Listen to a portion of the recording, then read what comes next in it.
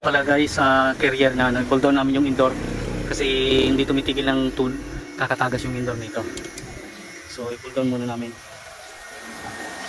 Ang ano pala nito, pati yung capacitor niya sa indoor niya papalitan din namin, kaya pagsasabay na lang namin. Pati yung tagas niya, malakas yung tagas.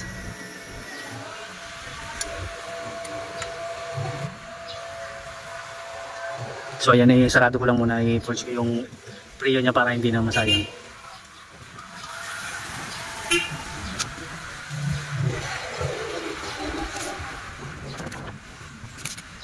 So ayan, vacuum na yan. Yung indoor niya, so pati yung capacitor ng fan nito papalitan na rin namin kasi pagka inandar mo siya kailangan pihitin mo pa bago siya gagana.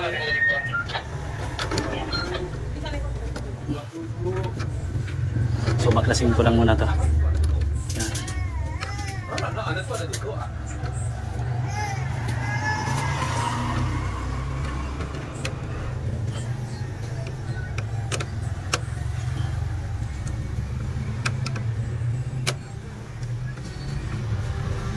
So ayan.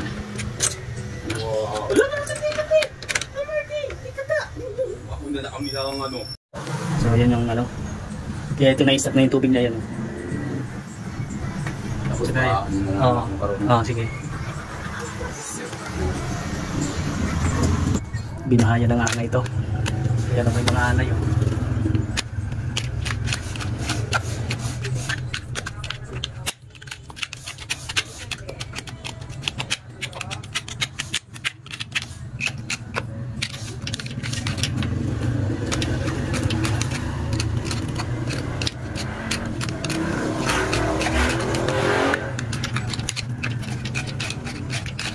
Pull down namin yung unit para malinis na maigit sa labas. Dali muna namin sa shop. So ito guys, baklasin ko na lang yung evaporator na to.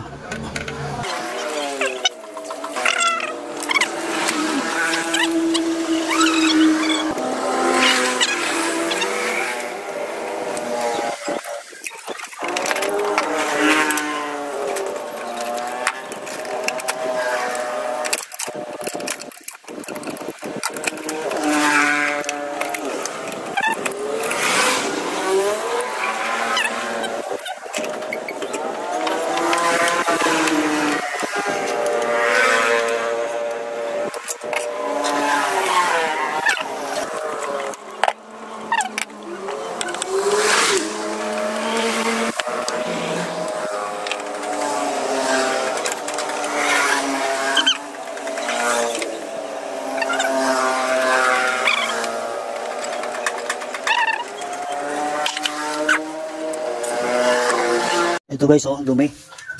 So ito yung nilinisan namin nakarang araw. Dito malinis, pero doon sa loob kaya pinol down namin dahil hindi matanggal-tanggal yung tulo niya. So ayan, linisin muna namin pati ito. Tapos ayan. Ayan oh, ang dami. Hindi matanggal talaga lahat pagka hindi pinol down. Ito guys yung ano niya sa PCB board. I-check natin yung capacitor nito, kung yung capacitor nito kasi papalitan dahil yung kanya mahina na yung ano, pag pinihit ng ganun sa kalang iikot.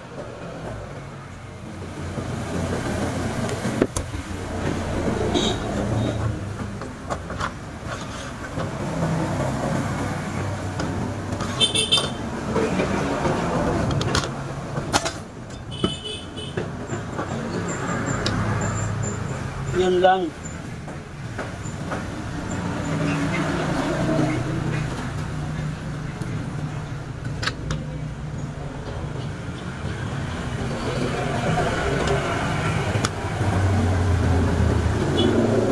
Ang problema kasi hindi siya capacitor type.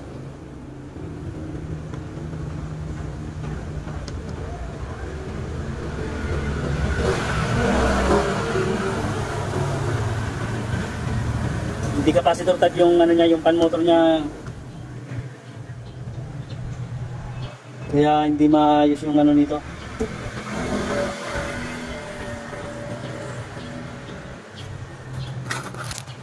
So guys, so hindi siya capacitor type. Kaya problema to. Yung fan motor niya Pipihitin talaga. Palit ng board to. Pagka ganon. So mapapalaki yung gastos ng may-ari nito. Dahil hindi siya capacitor type. Kung capacitor type sana siya okay lang. Kaso hindi.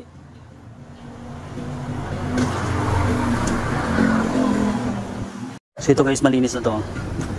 I-assemble ko na lang para may salpak na rin namin doon.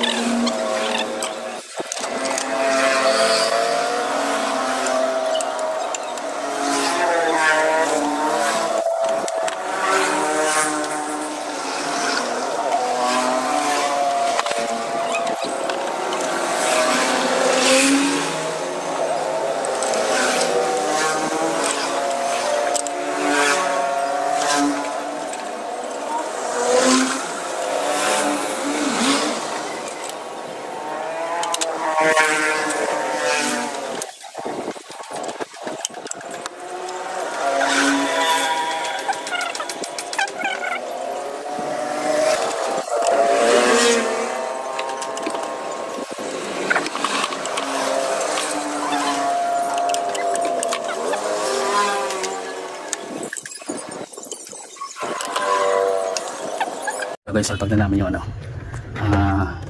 unit mo. Ano na, ihawang mo to.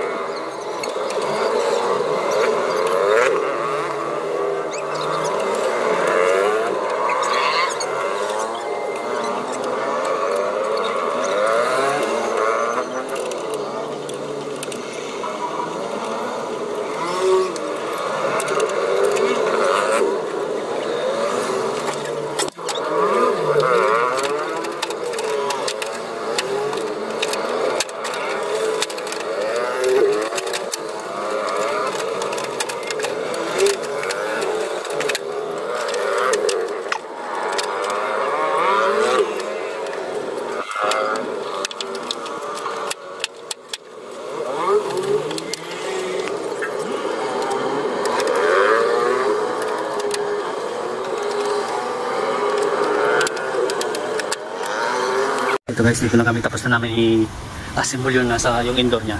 So ito na lang, hinangin na lang to.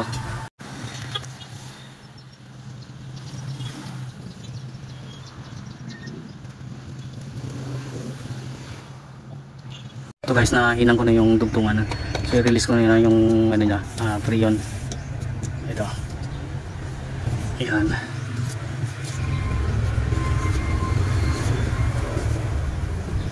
Release ko na to. Okay, check mga kasi kung may tumutulo, may tumatagas doon. Yung sa pinaginangan.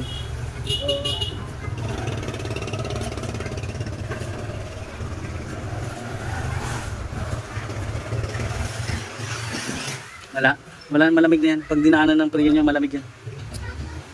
So, ayan guys, okay, naka-open na yung ano yan. Ha? Okay na? So, testing ko na lang to. Ito guys, salpakan ko na rin ng gauge para sigurado.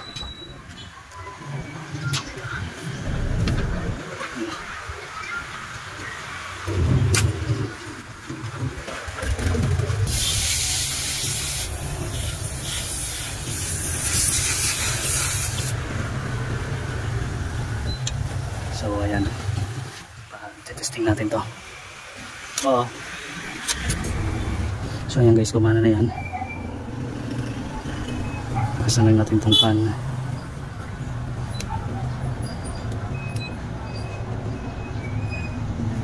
So sir, di ko na siya pinagano, no? Umikot siya. Okay na. Kasi inanuhan ko na lang muna siya kanina. Oo. Nilangisan ko yung mga ano niya para kahit pa paano dumulas ng konti. Kasi So, minsan nabibigla ka dyan na tapos minsan na ano pa yung kamay mo. ayan, nag-on na siya na hindi na ginanot.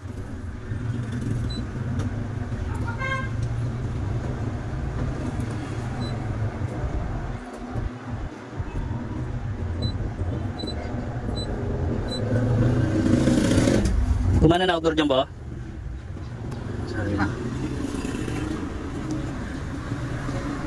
Check ko lang yung labas. So ayan guys, gumana na tong outdoor niya.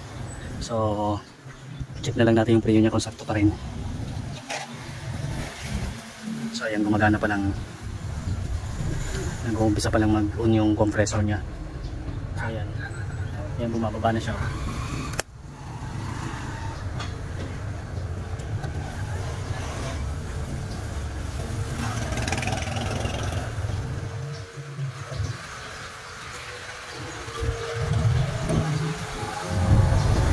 So yan guys, okay pa yung preo nito, walang bawas. So ito pwede ko na rin dagdagan siguro to ng konti. Pero yan, bumabalik siya. So dadagdagan ko na lang to ng konting preo niya. So yan guys, dinadagdagan ko na ng preo to. Yan.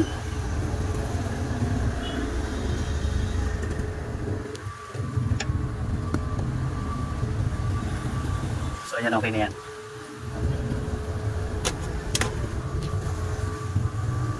Ayan guys, okay na yung 160. Ayan guys, tinanggal ko na yung ano niya. Takpan ko na lang to. Tapos na. Yung cover dito mo, yung plastic. Ito guys, takpan ko na.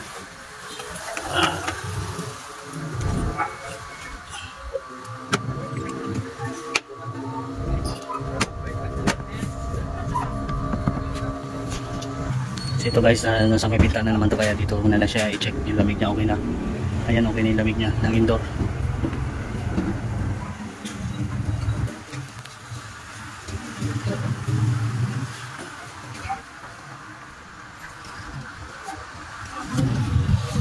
So ayan guys, okay na to. Ayan, kompleto na rin yung preo niya, malinis na yan. So okay na.